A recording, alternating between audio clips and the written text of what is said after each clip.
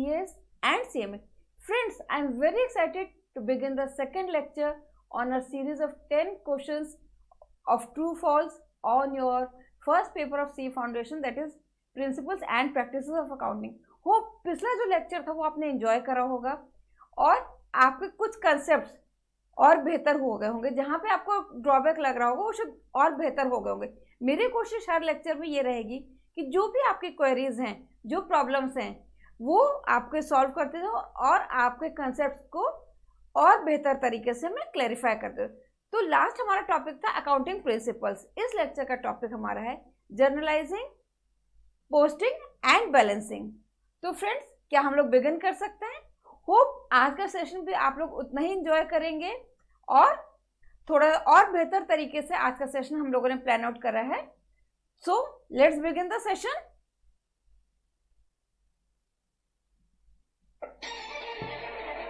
So here comes on the screen हमारा पहला question है, when we buy furniture on cash we debit cash account. ये कह रहा है जब हम फर्नीचर बाय करते हैं कैश पे तो वी डेबिट कैश अकाउंट।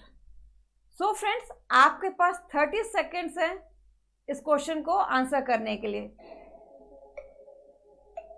सोचिए, जर्नल एंट्रीज को सोचिए, रूल्स ऑफ अकाउंटिंग सोचिए और आंसर देने की कोशिश करिए। Already 13 seconds have gone.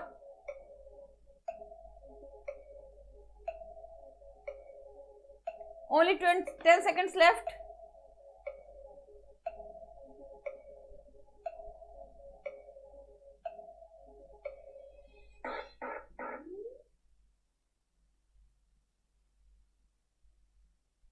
So here comes the answer. The answer is false. कैसे? Let's see the reasoning. When we buy furniture on cash, the furniture account is debited and cash account is credited. So बच्चों, अगर हम accounting rules of entry, हमारे जो 3 golden rules हैं उनको ध्यान में रखते हुए बात करें तो हमारा फर्नीचर और कैश दोनों रियल अकाउंट्स हैं। और रियल अकाउंटिंग के रूल्स क्या हैं? Debit what comes in and credit what goes out. तो यहाँ पे हमारा फर्नीचर आ रहा है और कैश जा रहा है, तो debit what comes in, credit what goes out. तो furniture is coming, so we'll debit the furniture account and cash is going out, so cash account will be debited. So the answer the journal entry will be furniture account debit to cash account. So when you buy furniture on cash, the furniture account is debited and cash account is credited.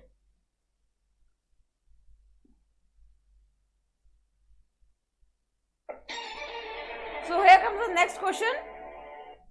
Outstanding expenditures and nominal account. So your time clock begins now. Another 30 seconds. Let's start.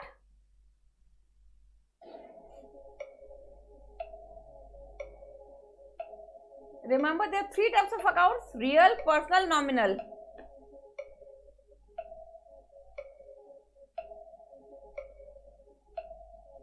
Friends, 15 seconds left.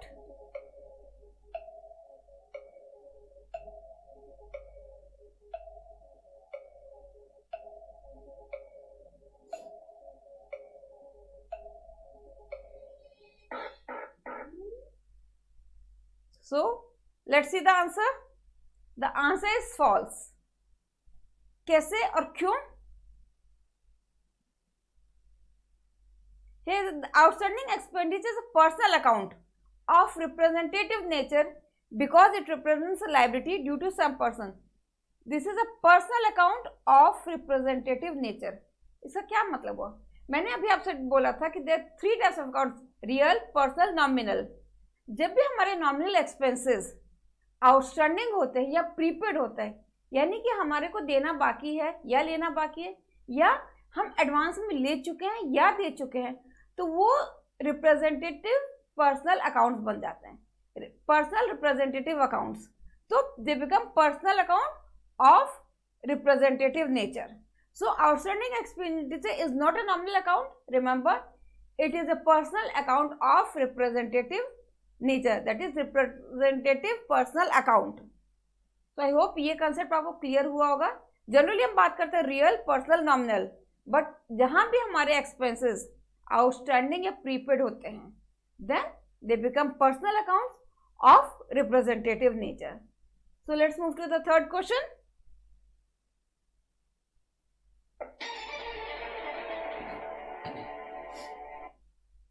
wages paid for the erection of money are debited to profit and loss account. ध्यान रखिएगा, wages paid for the erection of machinery are debited to profit and loss account. erection means machine लगाना, machine install करने के लिए, तो उसके लिए जो वेजेस पे की गई हैं क्या वो डेबिट होती है प्रॉफिट लॉस अकाउंट में? सो let's begin the time clock.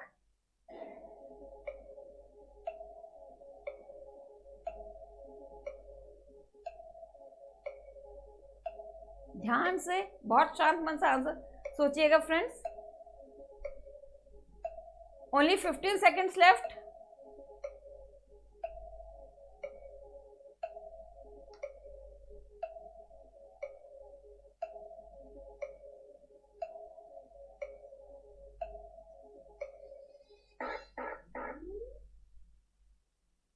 So here comes the answer. It's false. कैसे, आइए देखते हैं. Such wages being capital expenditure should be debited to the machinery account. यहाँ बात करें ये wages किस टाइप की हैं? They are of capital nature. Capital nature. Capital expenditure should be debited to machinery account. So capital expenditure क्या होता है फ्रेंड्स? बच्चों में एक्सपेंडिचर जो है उनको कैपिटल और रेवेन्यू दो पार्ट्स में डिवाइड किया गया है. कैपिटल एक्सपेंडिचर होता है जो आपकी अर्निंग कैपेसिटी को एनहांस करता है, यानी कि बढ़ाता है. और रेवेन्यू एक्सपेंडिचर्स वो होते हैं जो आपको एक लेवल पे मेंटेन रखते हैं. जो आपकी अर्निंग कैपेसिटी उसको मेंटेन रखने के लिए जो एक्सपेंडिचर्स होते हैं कि आपकी अर्निंग कैपेसिटी में गिरावट नहीं आए, तो जो रेगुलर मेंटेनेंस के लिए एक्सपेंडिचर्स होते हैं उन्हें हम रेवेन्यू एक्सपेंडिचर कहते हैं. और जो हमारी अर्निंग कैपेसिटी को इंक्रीज करते हैं, बढ़ाते हैं, वो हमारे कैपिटल एक्सपेंडिचर होते हैं. तो जो हमने इरेक्शन ऑफ मशीनरी करा है, यानी मशीनरी को हम इरेक्ट कर रहे हैं, इंस्टॉल कर रहे हैं, तो जिससे हमारी अर्निंग कैपेसिटी बढ़ेगी, इसीलिए ये कैपिटल एक्सपेंडिचर्स होते हैं. और ये डेबिट होते हैं कहाँ पे? मशीनरी अकाउंट में, ना कि प्रॉफिट लॉस अकाउंट में. तो ध्यान रखिएगा, कैपिटल और रेवेन्यू का डिफरेंस बहुत ही माइन्यूट हेयरलाइन डिफरेंस है दोनों में. तो बहुत ध्यान रखना कि बहुत ब्रॉड और बहुत मेजर डिफरेंस है कि कैपिटल एक्सपेंडिचर से आपकी अर्निंग कैपेसिटी इंक्रीज होती है और रेवेन्यू एक्सपेंडिचर से आपकी अर्निंग कैपेसिटी को मेंटेन करते हैं. So let's move to the next question friends.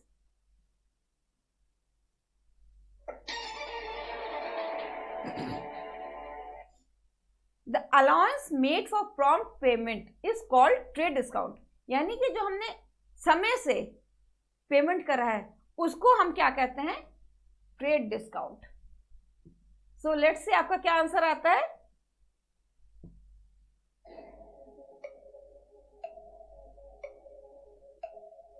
ध्यान रखिएगा, प्रॉम्प्ट पेमेंट को हम क्या कहते हैं? Trade discount. ये आपका क्वेश्चन है.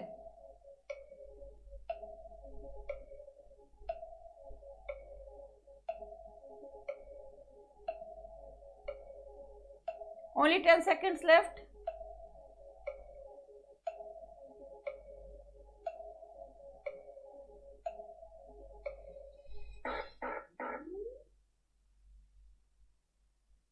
So here is the answer. The answer is false. तो क्या कहते हैं हम इस जो प्रॉम्प्ट पेमेंट होता है इस अलाउंस को हम लोग क्या कहते हैं? Let's see. The allowance made for prompt payment is called cash discount. It's called cash discount. हमारा क्वेश्चन था कि जो अलाउंस है प्रॉम्प्ट पेमेंट का उसको हम लोग ट्रेड डिस्काउंट कहते हैं. तो बच्चों लोग ये फॉल्स है. The correct answer is cash discount.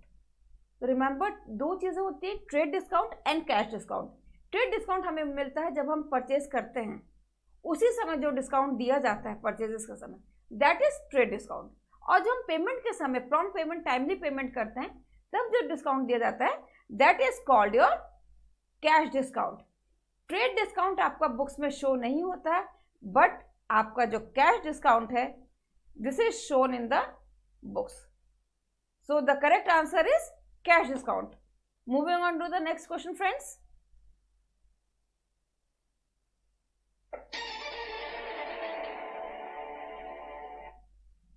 Goods costing 600 rupees taken by the proprietor for personal use should be credited to sales account. Question पूछ रहा है कि जो गुड्स 600 रुपए के गुड्स प्रोप्राइटर ने अपने पर्सनल यूज के लिए लिए, उसे हमें कहाँ क्रेडिट करना चाहिए? सेल्स अकाउंट में। Taken by the proprietor. Let's see answer.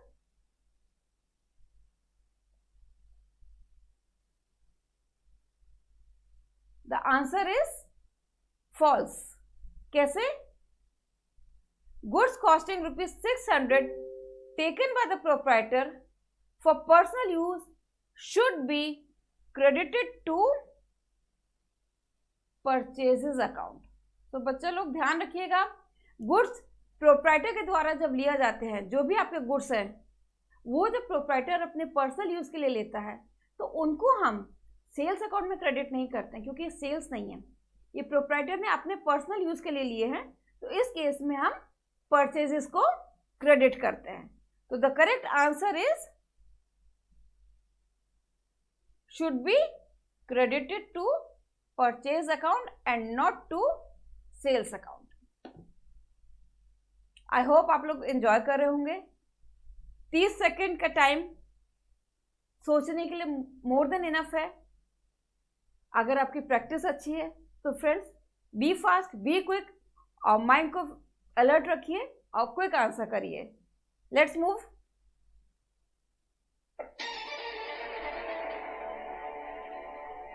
Real and personal accounts are close at the end of accounting period. यानी कि अभी मैंने 2 क्वेश्चन पहले बताया था, हमारे 3 टाइप के अकाउंट्स होते हैं, रियल, पर्सनल एंड नॉमिनल। तो यहाँ बात कर रहे हैं रियल और पर्सनल की।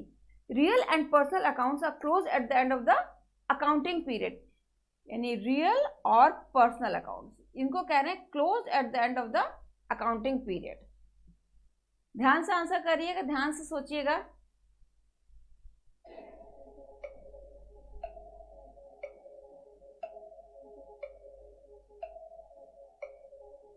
वेरी इंपॉर्टेंट क्वेश्चन, ध्यान दीजिएगा।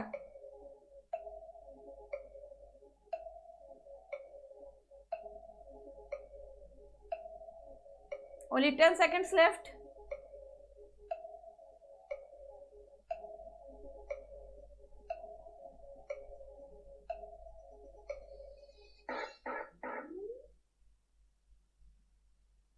Let's see the answer. It's false. कैसे? Real and personal accounts are balanced and not closed at the end of the accounting year. क्या कह रहा है? They are balanced. They are balanced and not closed. क्या किया जाता है? इन्हें बैलेंस किया जाता है। क्यों? क्योंकि रियल और पर्सनल अकाउंट्स हमारे एसेट्स और लायबिलिटीज से रिलेटेड है बच्चों, और ये हमारे कैरी ओवर होते हैं हमारे नेक्स्ट अकाउंटिंग ईयर पे। तो इनको हम बैलेंस करके जो हमारे नेट फिगर आती है उसको हम नेक्स्ट अकाउंटिंग ईयर में ओपनिंग बैलेंसेस की तरह ले जाते हैं, और ये क्लोज डाउन नहीं होते हैं। तो remember, they are not close but balanced at the end of the accounting period. केवल नॉमिनल अकाउंट्स होते हैं जिनको हम क्लोज करते हैं, और उनको क्लोज करके ट्रेडिंग पीएल अकाउंट में ट्रांसफर कर दिया जाता है। सो 3 types of accounts, real, personal और नॉमिनल। रियल और पर्सनल को हम बैलेंस करके नेक्स्ट ईयर में, नेक्स्ट अकाउंटिंग ईयर में ओपनिंग बैलेंसेस की तरह ले जाते हैं, और जो हमारे नॉमिनल अकाउंट्स हैं उनको हम क्लोज डाउन करके अपने ट्रेडिंग पीएल में ट्रांसफर कर देते हैं। Let's begin with. So friends, हमारा 6 क्वेश्चन यहाँ पे कंप्लीट होता है, जिसमें हमने डिस्कस करा था कि रियल और personal accounts are close at the end of the accounting period. So इसको हम लोगों ने डिस्कस करनी है। ये याद रखिएगा, they are not balance, sorry they are balance but not closed, यानी कि उनको बैलेंस किया जाता है, क्लोज नहीं किया जाता at the end of the accounting period. I hope कि क्लियर हुआ होगा कंसेप्ट। मूव करते हैं हम लोग अपने नेक्स्ट क्वेश्चन पे।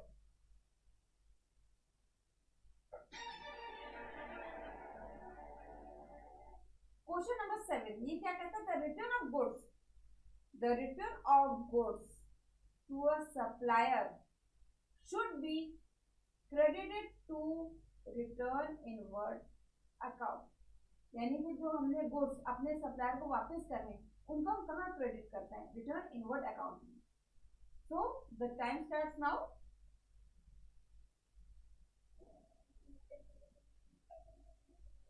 ध्यान से सोचिएगा, return goods to a supplier, यानी जिससे आपने माल खरीदा था, जिससे आपने गुड्स खरीदे थे, वही आपका सप्लायर होता ना। तो वो रिटर्न ऑफ गुड्स हम क्रेडिट करते हैं क्या रिटर्न इनवर्स अकाउंट में? ये आपका क्वेश्चन है। फ्रेंड्स टाइम बीत रहा है, ध्यान से सोचिएगा, बी फोकस, बी कंसंट्रेटेड।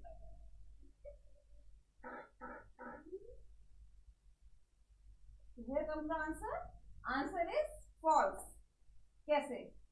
क्या सोचा आप लोगों ने? Return of goods to supplier should be credited to return inwards. यानी कि जो गुड्स हमारे पास थे, हमने खरीदे थे, वो हमने सप्लायर को वापस दे दिए। जो हमारा सप्लायर था, मिस्टर एक्स हमारे सप्लायर थे जिनसे हमने गुड्स खरीदे थे, और हमने अपने पास से गुड्स उनको दे दिए मिस्टर एक्स को।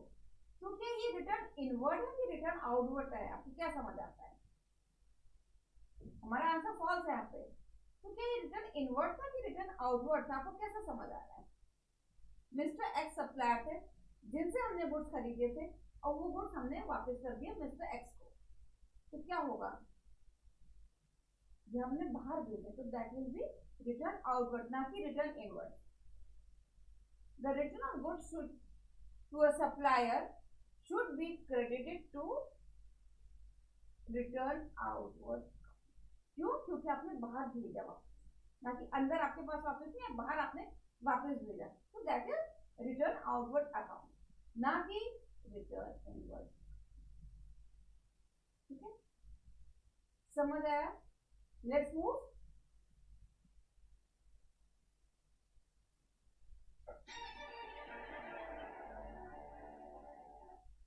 Goods costing ₹600 distributed as free samples should be credited to sales account. Free samples, goods credited to sales account. My question में 4 बातें। एक हमारे गुड्स हैं जो कि हमने as a free sample distribute करे हैं, वो कहाँ पे क्रेडिट होने चाहिए? सेल्स अकाउंट में। क्या फ्री सैंपल्स का मतलब? आपको पता होगा कई शॉप पे जब हम लोग जाते हैं तो वो सैंपल पीस दिखाते हैं कि हमारे पास सैंपल आया है, आप देखिए, अगर आपको पसंद है हम और ऑर्डर कर देंगे आपको। तो वो सैंपल्स जो हमने किसी को दिए हैं वो कहाँ क्रेडिट होने चाहिए? सेल्स अकाउंट में। क्या? तो यही हमारा क्वेश्चन है। तो हम लोग अपनी टाइम क्लॉक बदल करते हैं पहले, फिर आंसर सोचते हैं। इतना आंसर इसी तरह का हम क्वेश्चन एक और देख चुके हैं पहले, उसको याद करिए और आंसर सोचिए।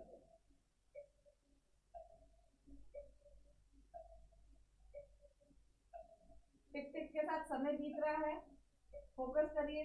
बहुत इतना से सोचिए, बहुत सिंपल कंसेप्ट है। 3, 2, 1। So the answer is false. बच्चों बात हो रही है फ्री सैंपल्स की। हमारे पास कुछ स्टॉक है, हम कुछ माल बेचते हैं, वो चाहते हैं अलग अलग शॉपकीपर्स उसे बेचें। तो हम अपना सैंपल, अपने गुड्स का सैंपल सब शॉपकीपर्स को देते हैं कि भैया ये माल आप रखिए, कस्टमर्स को दिखाइए, अगर उनको पसंद आता है तो आप हमसे और परचेज कर लीजिए। सॉरी फ्रेंड्स, कुछ डिस्टर्बेंस आ रही है, कैमरे में कुछ चार्जिंग में इशू आ रहा है, तो hope by the next video हमारा ये प्रॉब्लम भी रिजॉल्व हो जाएगी। एक बार हम लोग दोबारा से इस क्वेश्चन को रिवाइज कर लेते हैं, बिगिन कर लेते हैं दोबारा से। Goods costing ₹600 distributed as free samples should be credited to sales account. Question कहना चाह रहा है कि जो हमारे गुड्स हैं वो हमने कई शॉपकीपर्स को as a free samples distribute करे हैं, तो ये कहाँ क्रेडिट होना चाहिए? Sales account. तो फ्री सैंपल्स का क्या मतलब होता है? मेरी शॉप है, मेरे पास कुछ गुड्स हैं जो कि मैं मार्केट में सेल करती हूँ और मैं चाहती हूँ वो अपनी सेल्स को इंक्रीज करना। तो मैंने कुछ शॉपकीपर्स को जो कि रिलेटेड गुड्स में डील करते हैं उनको मैंने कुछ सैंपल्स के तौर पे दे दिए कि भैया आप अपने शॉप्स पे रखिए और कस्टमर्स को शो करिए, अगर उनको पसंद आते हैं तो हमसे और ऑर्डर्स ले लीजिए। तो दैट इज, ये हमने किस लिए दिया? आपको क्या लगता है हमने किस लिए दिया? ये हमने दिया फॉर एडवर्टीजमेंट पर्पस। ये हमने गुड्स, अपने कुछ गुड्स अलग अलग शॉप्स पे रख के अपने प्रोडक्ट का एडवर्टीजमेंट कर रहे हैं। तो और ये इनका हम कोई भी पैसा चार्ज नहीं करते। अब यहाँ पे क्वेश्चन में लिखा है इन्होंने ज़रूर कि goods costing ₹600। This is a point कि एक आपको जर्नल एंट्री करने के लिए कि कितने रुपए के हमने गुड्स दिए हैं, तो वो एज अ फ्री सैंपल करा है, उसको हम कहाँ क्रेडिट करेंगे? क्या ये हमारी सेल्स हुई? अब आपको क्या लगता है कि हमारी सेल्स हुई? चलिए अगर हम बात करते हैं सेल्स की, पहले हम सेल्स की बात कर लेते हैं थोड़ा सा। सेल्स अगर हम करते हैं, मान लीजिए 600 के गुड्स हम सेल करते हैं, तो हम क्या एंट्री करते हैं बता सकते हैं आप लोग? जर्नल एंट्रीज याद करिए। सेल में हमारे गुड्स जा रहे हैं और हमारे पास कैश आ रहा है। जहाँ की सेल्स हमारा एक नॉमिनल अकाउंट है और हमारा कैश जो है वो रियल टाइप का अकाउंट है, यानी कि हमारा एसेट है। तो कैश हमारे पास आ रहा है, तो हमारी एंट्री क्या होगी?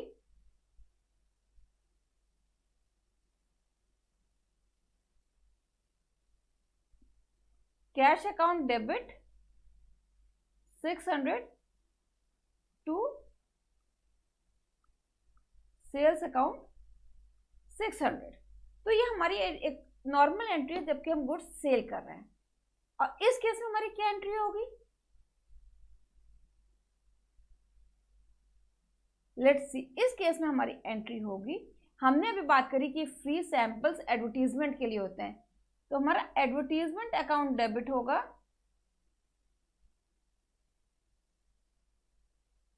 टू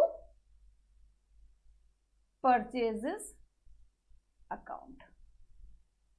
यानी कि चलिए मैं इसको दोबारा अप करके इस साइड पर एंट्री लिखती हूं। इस केस में हमारी एंट्री क्या होगी?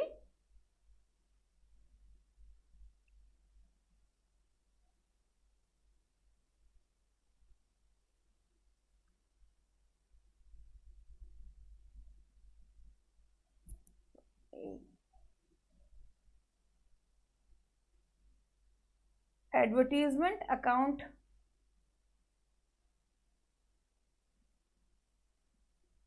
कुछ दिक्कत हो रही है, चलिए एडवर्टीजमेंट अकाउंट मूव करते हैं आगे। Advertisement account debit to purchases account, ये हमारी एंट्री होगी। तो हमारा आंसर यहाँ पे क्या है कि परचेजेस अकाउंट क्रेडिट होगा, ना कि सेल्स अकाउंट। ध्यान करिए हमारे क्वेश्चन इससे पहले भी था, goods costing ₹600 drawn by the proprietor for personal use should be credited to sales account. वहाँ मैंने बताया था कि परचेज अकाउंट क्रेडिट होगा। तो यहाँ पे एक सेकंड केस हमने देखा जहाँ पे अगेन परचेज अकाउंट क्रेडिट हो रहा है। तो हमने दो केस देखे जहाँ पे हमारे परचेज अकाउंट कराया। पहला जब हम जो प्रोप्राइटर है उसने गुड्स विड्रॉ करे, और दूसरा जब हमने as a free sample distribute करे। तो इन दो केसेस में आपका परचेज अकाउंट क्रेडिट होगा, तो ध्यान रखिएगा। Let's move to the next question. ये इसका आंसर आ गया टू परचेजेस अकाउंट।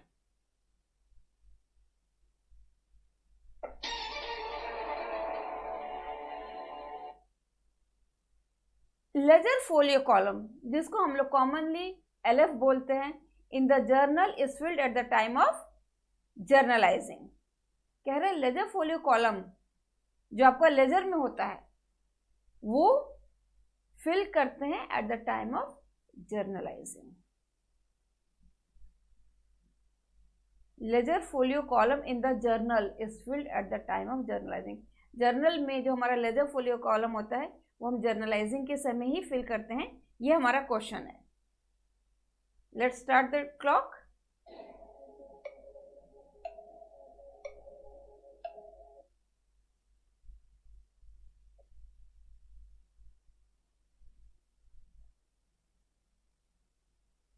आंसर है बेटा फॉल्स। कैसे? यहां बात कर रहे हैं laser folio column in the journal is filled at the time of journalising. जब हम जर्नल एंट्री करते हैं उस प्रोसेस को हम लोग कहते हैं जर्नलाइजिंग। तो जब हम जर्नल एंट्री कर रहे होते हैं तो ये लेजर फोलियो कॉलम क्या हम उस समय भर सकते हैं? सोचिए लेजर फोलियो कॉलम क्या होता है। लेजर फोलियो कॉलम हमारा जर्नल एंट्री जब हम करते हैं तो एक उसमें कॉलम होता है जहां पर हम वो फोलियो नंबर, या कॉमन भाषा में बात करते हैं तो वो पेज नंबर लिखा जाता है जहां पे वो रिस्पेक्टिव एंट्री लेजर में जाती है हमारे, यानी कि पोस्टिंग करते हैं। जब हम जर्नल से जब अपनी एंट्रीज को ले जाते हैं लेजर में, तब वो पर्टिकुलर पेज पर किसी किसी अलग अलग पेज पर एंट्रीज आती हैं, तो वो पेज नंबर हम लेजर का वो यहाँ पे हम लिखते हैं। तो क्या बहुत समझ आता है कि हम जर्नलाइजिंग के समय करते होंगे। और ये पेज नंबर हम लेजर फुली नंबर क्यों डालते हैं? फॉर इजी रेफरेंस कि हमें जब वो एंट्री अगर किसी वजह से लोकेट करनी है तो हम इजीली लोकेट कर सकें। अदरवाइज हमें पेजेस टर्न अप करते रहना पड़ेगा जब तक कि हमें वो एंट्री दिख नहीं जाएगी या हम डेट से लोकेट करेंगे, but that is not an easy process. तो एक प्रोसेस है कि उसमें लेजर फुली नंबर डाला जाता है जिससे हम लेजर का पेज नंबर जहाँ पे ये एंट्री गई है वो हम इजीली ओपन अप कर सकें। तो सॉरी फ्रेंड्स, थोड़ा सा इशू आ रहा है, होप नेक्स्ट टाइम तक रिजॉल्व हो जाएगा। तो हम लोग लेजर फोलियो की बात कर रहे थे जर्नल में, तो उसको हम लोगों ने डिस्कस कर लिया था जिसका आंसर फॉल्स है। और ये हमारा कब होता है? At the time of posting, जब हम अपनी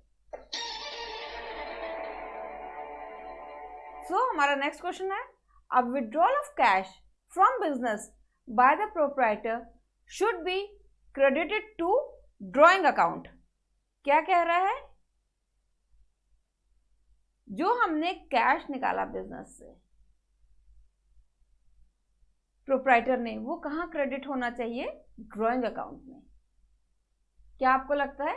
लेट्स सी द आंसर। थोड़ा अब सोचिए, प्रोप्राइटर जो कैश निकाल रहा है वो कहाँ क्रेडिट होगा?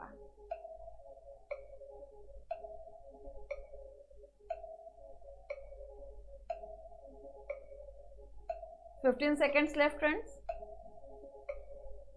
प्रोप्राइटर ने जो कैश ड्रॉ करा है वो कहाँ पर क्रेडिट होगा?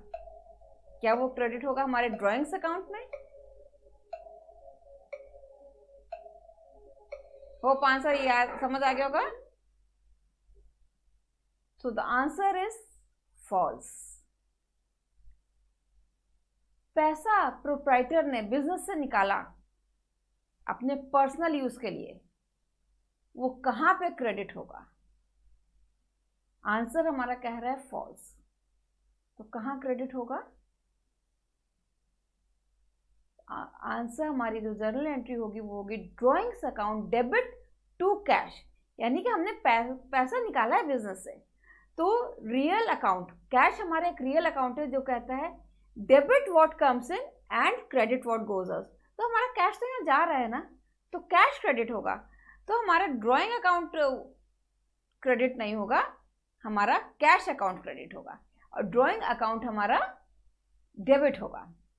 तो एंट्री जो मैंने आपको बोली थी drawing account debit to cash, तो आंसर है should be credited to cash account, ना कि ड्रॉइंग अकाउंट। सो फ्रेंड्स, आज के हमारे 10 क्वेश्चन थे जर्नलाइजिंग, पोस्टिंग एंड बैलेंसिंग पर। होप आपके कंसेप्ट क्लियर होंगे। आपको कुछ भी फर्दर क्वेरीज हो, कहीं भी किसी भी क्वेश्चन पे आपको डाउट हो, तो आप मेरे साथ कनेक्ट कर सकते हैं और 9506554198 या व्हाट्सएप करते हैं इसी सेम नंबर पे। आपके कुछ भी क्वेरीज हो, कुछ आप फर्दर क्लैरिफिकेशन चाहते हो या कुछ और चीज़ें चाहते हो या किसी और पर्टिकुलर टॉपिक पे आप चाहते हो क्वेश्चन सेशन, तो वो हम लोग इनकॉर्पोरेट कर देंगे अपनी सीरीज में और आपकी हर क्वेरीज को सॉल्व करने की कोशिश करेंगे। So friends, that was for today. Have a good night sleep, enjoy your day and move on. Thank you very much.